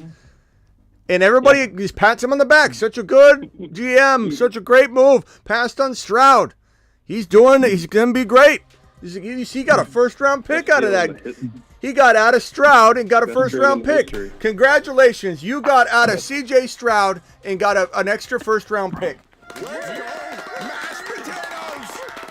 I just don't get how's that look now? I agree. But my thing is just this: is that long term here, Justin Fields is what 26, 27? Ziggy, how old is Justin Fields? Justin Fields is 25 years old and was born on March 5th, 1999. March 5, so he just turned 25 years old. March 5? Wow. It's March 11th. Yeah. Fields, happy birthday, 25 years old. Yeah, no, I'll say this, bro. There's a lot of negativity in the chat right now on Fields, and it's okay. I'm not mad at anybody. Everybody's opinions are welcome. There's no problem with you having a I don't like Fields take. It's totally fine. But to assume that this guy who's been... Ask me anything factual and I'll answer if I can. No, Every day I'm learning and getting better. You're not, Ziggy. you're really not. Anyway, hold on. Before Ziggy interrupted me. He's 25. He just turned 25 years old. He was 24 years old days ago. He was 20. Ziggy, shut up! Ziggy, stop! He was 24 years old days ago. And everybody's already rushing to judgment on him. Mm-hmm. Ziggy, how old is Justin Fields? Let's show that one more time. He needs to feel useful. I yelled at him. Justin Fields is 25 years old. Okay, Ziggy, how old is C.J. Stroud? C.J. Stroud is 22 years old and was born on October 3rd, 2009. Ziggy, off. Now, the point I'm making there is that, we know what Stroud is, okay? And we see it in front of us. And at 22 years old, that's remarkable.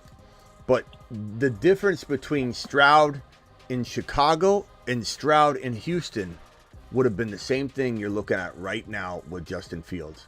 And the fact that Fields is still 24, just turned 25, and he's not completely broken past the point of fixing him yet, it's crazy to me that these same people that hate Fields so much would have hated Stroud too. If Stroud went to Chicago, didn't play as well as he could have played, and then was going to get traded out right now, when he turns 25, then people would be like, oh, Stroud's horrible. Stroud can't throw because Stroud didn't develop. Fields is, him and Lamar Jackson, as somebody said in the chat, 2 best running quarterbacks in the National Football League. Yep. Like, that alone is great. That alone is a great part of his game. He throws about 10 INTs when he's making these impromptu decisions. He'll have a 9 or 11 INT season. Not a lot of INTs, to be honest with you. For a scrambling impromptu quarterback that has no help, Fields getting 11 INTs, 10 INTs, that's not bad. That's a good decision maker, to be honest with you. He's been plugged into a horrible situation. I agree. I just can't understand the Fields hate. Like, if you don't know what to make of Fields yet, I get it. But some of these takes are finite. They're definite. They're concrete. There's no room for anything. I don't know. I like him, but I don't know that he's going to develop. We'll see. It's all, no, he's garbage. He can't throw. He'll never develop. He's going to be garbage. Wait till, if he goes somewhere solid, he will be amazing. If he goes to Denver or stays in Chicago, he's going to bust. And all these haters out here, you're not going to be able to say, told you so, because I'm telling you that he's going to bust if he stays in Chicago. I'm telling you that. You don't have to tell me that. If he goes to Denver, the same place that asked Russell Wilson to rescind his injury clause or they're benching him, he's going to bust there as well. Do I like Jacobs in Green Bay? Pat wants to know. So Fields is a piece of garbage, says Henry. What are you even talking about, Henry? Are you being a negative, Henry, up in here? Henry, is that what you're saying? Or are you repeating somebody else's negative comment and asking the question? I'm not sure. I'm just checking. I'm asking for a friend. As for Pat and his question, Jacobs in Green Bay, I love Jacobs in Green Bay. I do. Maybe he'll unblock me on Instagram, and then we can patch it up, and I can have him on the show. He blocked me on Instagram because I went on a tirade about how he threatened to fight all of his fans. I don't know if you guys remember that. I remember. Yeah, somebody said, hey, you didn't score last week or something like that, and so he said he put a bird emoji in his IG stories and put the address of the stadium and told people to meet him there so they could fight him. And then I think his agent said, take all those down. He took them all down. And so I went on a tirade on it, and then he blocked me immediately on IG. And people think I don't like Jacobs because of that. I'm totally unbiased. I really do not let bias creep in. The only person I'm biased against is maybe Joe Mixon. I don't know why he bothers the way he leveled that female in college. I can't get over it, and the fact that he did stay out of the news for a while, but now he's in all this news and everyone's like, oh, Joe Mixon, blah blah blah. He's fine. They didn't find anything wrong at his house at that shooting, and Mixon just bothers me. Mixon bothers me a lot. So maybe understand that I'm not biased at all ever, unless it's Joe Mixon. Then maybe question me a little bit. Let's go over to Red's on the line. I think we've had everybody talk so far. Is there anybody else on here that hasn't talked? I think they hung up. I had somebody else that hung up. All right, go ahead, Red. Final thoughts, Red. The way I look at it this way, brother, it's just kind of like this. Kirk Cousins is a pocket passer. He's a great quarterback. I'm not against the pickup, but at the end of the day, it's just going to be another Matt Ryan. He's a better Matt Ryan. That's it. We might view pocket passer. We might view Cousins a little different. I don't necessarily agree with you about Cousins being bad. I just am defending that Fields is also not bad. These are both great moves. Cousins to Atlanta is fantastic. It's fantastic, bro. I just don't think. I think the people that said Fields and Odunze would be better than Cousins and Odunze for the long term. But for 2024 fantasy football, let's let it ride. Cousins to the moon. 100%. But yeah, that's where I'm at, man. Wait, Smitty. I don't know. Would this, I called in a couple weeks ago. This actually brings up a good point. In one of my leagues, I have a 10th round that I could use as a keeper. One of my keepers for Anthony Richardson, but the 11th rounder is Kirk Cousins. So Anthony Richardson's still the guy over Kirk, I imagine. What's Anthony Richardson's keeper value? What round? He's a 10th rounder, and yeah. Kirk's 11th. Yeah, and also Jalen, but he's a 3rd, so, yeah. I go AR5. All right. Yeah, AR5 and 10. Look, you get that late, who cares about the discrepancy between, you're talking about a double-digit round keeper, you know? Yeah, no, that makes sense. And as much as I love Cousins for Atlanta, I don't know that Cousins necessarily produces top 5, 6, 7 quarterback numbers. He could, but he definitely could. But I think that you count on Cousins as a top 5 QB. That's bold. You count on AR5 as a top 5 or 6 QB. It's par for the course, man. Yeah, and probably midway through the draft, get another quarterback for protection. Yeah, you'll probably be able to, get him back. You get a Baker. Yeah. Baker. Maybe. Let's not get crazy.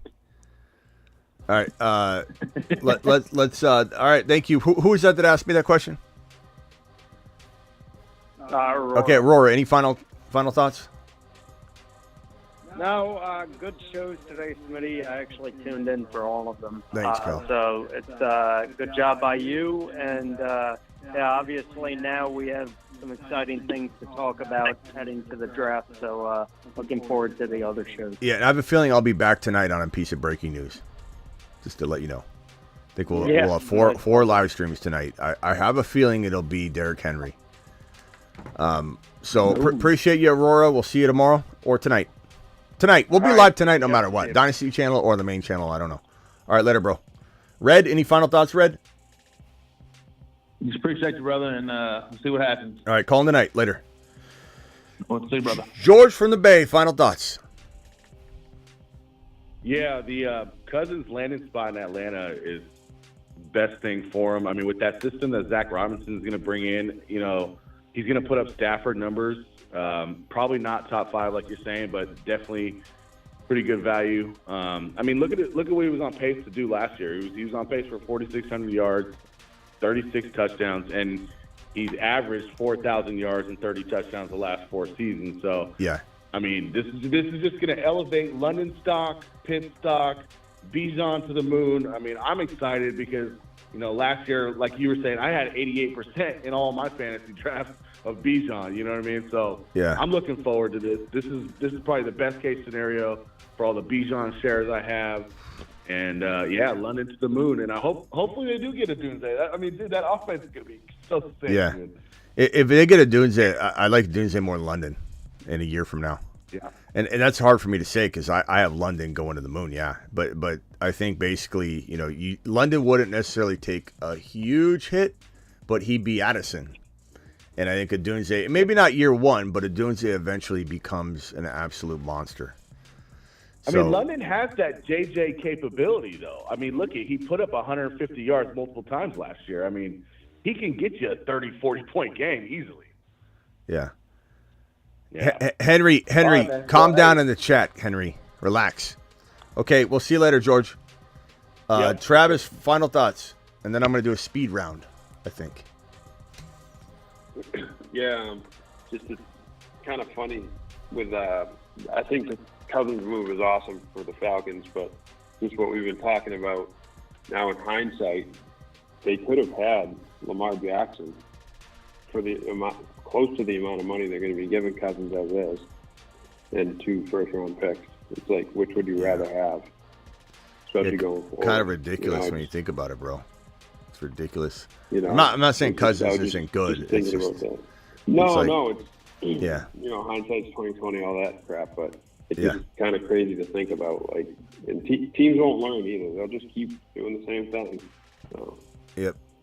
All right, Travis. Appreciate you. All right, Smitty. Talk to you later. Bye. All right, guys. Speed round Q&A. We are doing that right now. Make your question very short. We're talking about like one sentence. I'm going to skip paragraphs. Hit it. Do it live. It is time for the speed question and answer segment.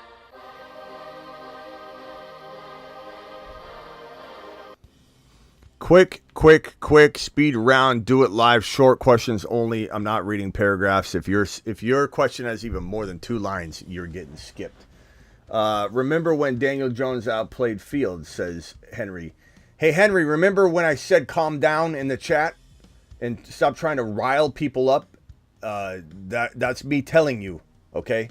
Rico Dowdle or Dameon Pierce? Neither, Space Ricky. Both will make your roster worse. I hate saying that about Dameon Pierce, but I guess I'd go Pierce if I had to choose. Let's see here. Swift or Monty? I'd probably go Swift. Saquon first round. He'll go in the bottom of round 1 now. Yeah. Fields or Penix Jr. in Seattle. I'd rather have probably Fields by a hair. I love both of them. I like both of them near equal. Penix Jr. is just a little bit more of a project. If Fields don't move, who do you pick at 1.1? They're still drafting Caleb. They're gonna trade Fields eventually for a much cheaper cost. Swift with the running back. Fields was there. Oh yes. I'm sorry. I was like, are you talking about Green Bay? What's this? Okay. And I was like, oh, he's talking football. He's calling college football. Appreciate you. Best signing today, Cousins for Atlanta to solve the quarterback position. Unbelievable. Let's see here. Yeah, what are we doing, Joe? What are we doing? I hate blocking people, but like you're getting a warning. You're getting a warning. Henry, you're warned. Aaron Jones to Dallas. It could be, bro. Aaron Jones to Dallas. Aaron Jones to Baltimore. Aaron Jones to a bunch of these open landing spots still, and there's only Aaron Jones and Derrick Henry left. Do you see Henry and Fields to Minnesota? I could see one of them. I could see either one, sure. Let's see here. I'm going to skip down to the bottom.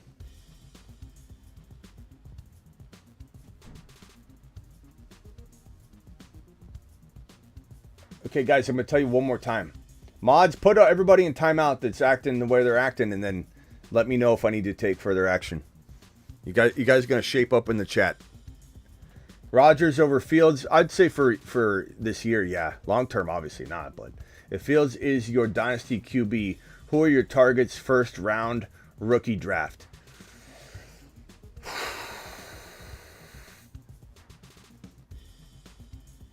I don't know, bro. I need the whole story. Joe, you've got one more warning, Joe. Just so you know, Joe, you're on your last warning.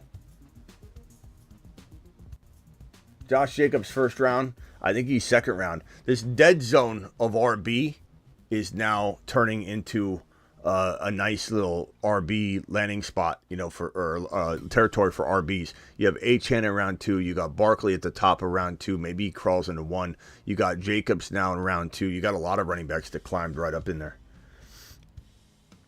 The Eagles are going to win. You all suck, says Joe. Joe, I just warned you.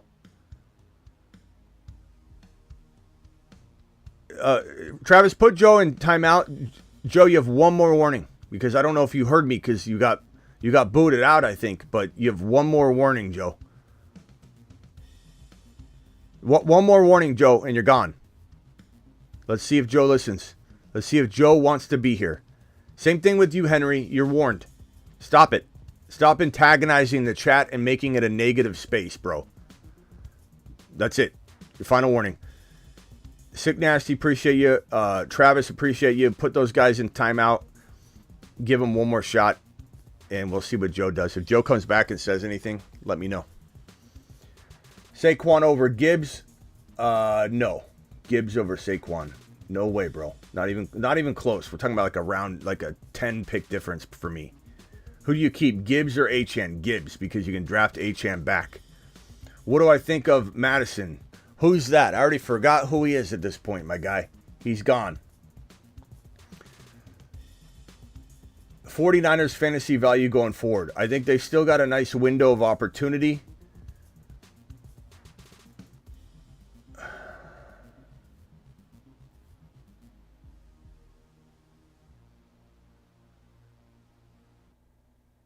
Let's see here. What are we saying about Achane this year? We're saying he's going to be a monster, bro. That's what we're saying. Zastro. Comment too, bro. I don't want you to get caught up in this.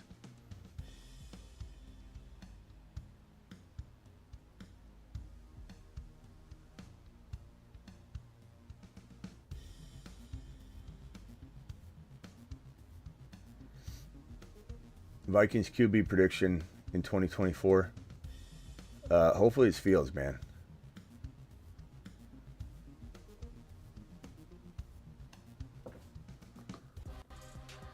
Yeah, let me know if I need to boot any of those guys that are, if they're not listening.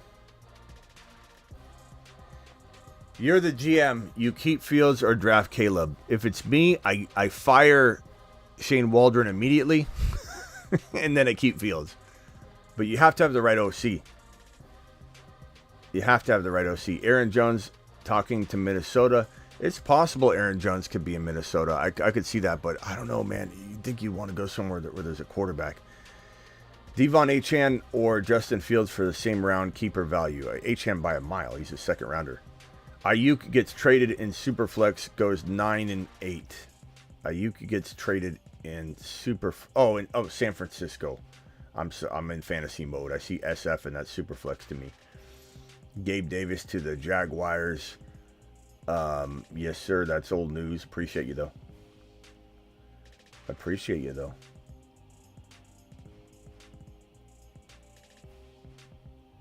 Fields is a backup in 2024, says Astro. You say so. Michael, have you calmed down yet? Just making sure, bro. No way San Francisco trades Ayuk. No way, says Marky. I mean, they could. It depends. He's going to demand a trade here soon because if they don't give him a contract extension, he has to. Aaron Jones to the Texans. I'm not saying Ayuk gets traded if he demands a trade, but he's going to make it uncomfortable and make it a problem, just like the whole Debo situation, because the Niners screw up every offseason signing. Mac Jones killed Justin Fields' value. Okay. Why does Fields get so much hate? I don't know, Lucas, because people just like to rip on running quarterbacks. It's the most common thing. Yeah, he can only run. I think it makes people mad. I don't know why. Not sure. It's crazy. Thoughts on the Packers picking up Josh Jacobs? I love it. I think it's a great move. I think he's going to have a great year. Josh Allen just restructured. Yep, we talked about that earlier. We think it's probably, there's a lot of moves they're trying to make. They're trying to retool. They've let a lot of the defense go. They're trying to really build up, and who knows if they're going to make a Derrick Henry move or if they're going to make a potential Aaron Jones move and then also do something additional. I kind of feel like Aaron Jones to Buffalo. I feel like Aaron Jones to Buffalo and Henry to the Ravens. I feel like we're going to probably hear Aaron Jones to Buffalo, Henry to the Ravens by maybe midnight or one of those tonight and then one tomorrow. We'll be back here live if one of those happen. T. Higgins demanded a trade, or he requested a trade. Nick Chubb done as a starter? Probably not, but I don't know that he bounces back at all. You know, it's a brutal injury, and it's the second time it's happened. He's older now.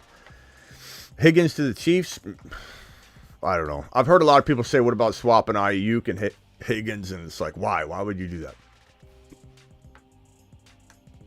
Yeah, I don't know. I don't like Higgins as much as everybody else at all.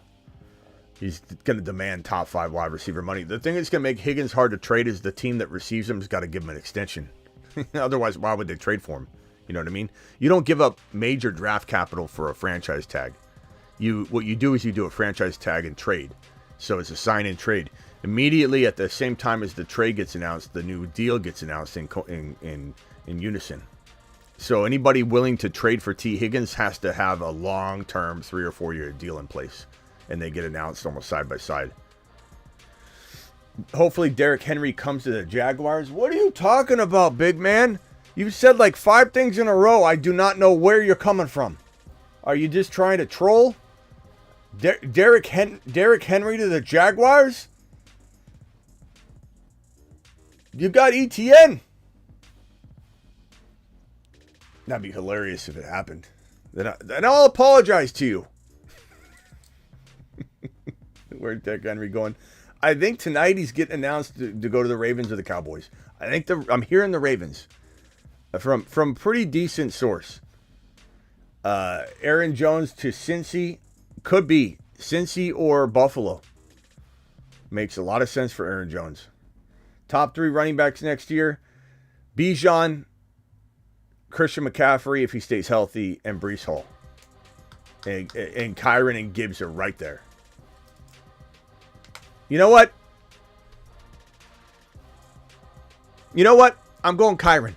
I'm going Bijan, Kyren, Breece Hall, or Bijan, Breece Hall, Kyren, then McCaffrey.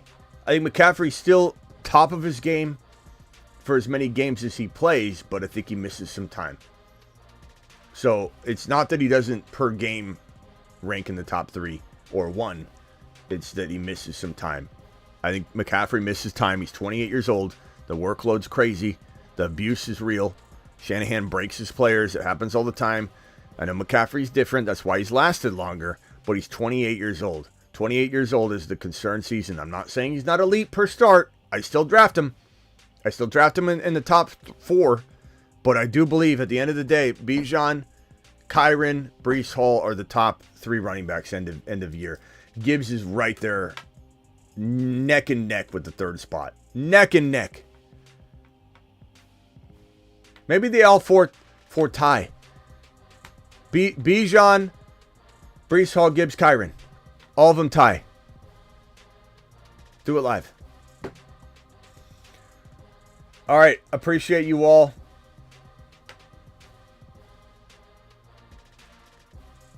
Talking, Pat's taking Marvin Harrison Jr. Maybe. Who's the 1.1 this year? I mean, probably McCaffrey for the most part, but I don't know. I think those 3 running backs are going to make a case, man. Especially as we get closer to week 1. Where's Jacobs? I don't know exactly where he is, but he'll probably be around 8 to 12. I want to put 8 in there because he could be that high. I don't really know yet. I got to look. HN a big year 2. HN is going to go nuts. Big Rod, appreciate you. Manny G in the building. Lucas, Isaac, Woods, appreciate everybody. Mark, Silver Raptor in the building. I'll see you all later. Appreciate you. Be back tonight on the Dynasty channel or breaking news today. Let me just see real quick if Derrick Henry's been traded yet. Or signed yet. I'm sorry. I don't see it yet. I have a feeling we'll be back tonight on Derrick Henry.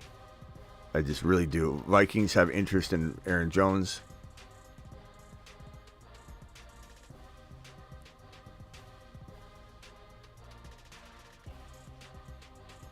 Kind of interesting. The Vikings are... Packers wanted Aaron Jones to take a 50% pay cut entering his final year after his deal. After being released, Jones is drawing interest from, you guessed it, Minnesota Vikings. If Aaron Jones goes to the Vikings and they trade for Justin Fields, I love it. See you all tonight. Thank you to my super chatters. Thank you, Sick Nasty, Co33, Kyle, Mahone, C Rob, Superfish, Who Dat Low, Melvin Torres, Superfish again. Thank you to all my celebratory message people. We had Melvin Torres says crazy off season. Slayer 18-month membership. Josh Allen restructured his contract. Thank you for those two celebratory messages. And then we had the gifted memberships from I believe Superfish dropped 10. Thank you for dropping 10 gifted memberships, Superfish. You are a monster. Slayer, I believe, gifted 10 memberships as well. Thank you, Slayer. Straight up monster. I believe that is everybody that gifted memberships today. Let me just check and double check. Yeah. Thank you, guys. Thank you, Superfish. Thank you, Slayer, for dropping those. Appreciate you. Live Monday through Friday, 8 p.m. Eastern. That is what this show is right here. Also live when big news breaks. We'll probably be live tonight on some breaking news. I can feel it. If not, we'll be on the Dynasty channel at some point. If not, both of those. I'll see you all later. Appreciate you. We interrupt this program to bring you a special message from the Bruce's mother. Get Bijan.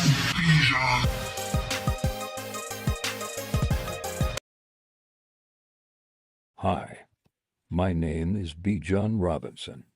I like long walks on the beach. And, well, I also like scoring touchdowns.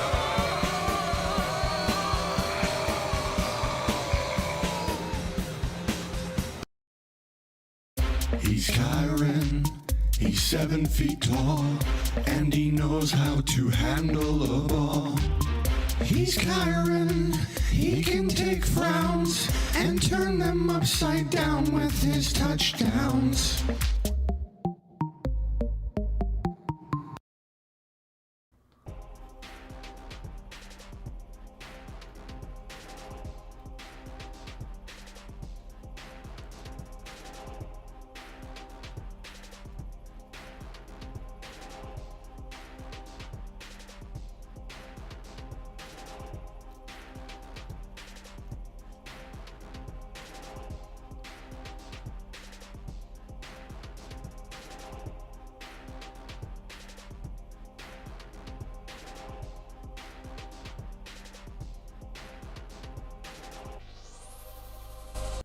The stack above all stacks.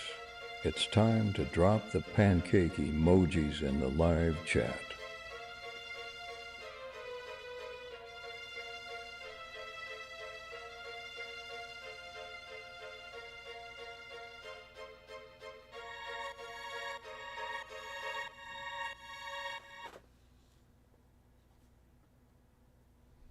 People are getting burrowed left and right, and people are going to remember it. Get burrowed.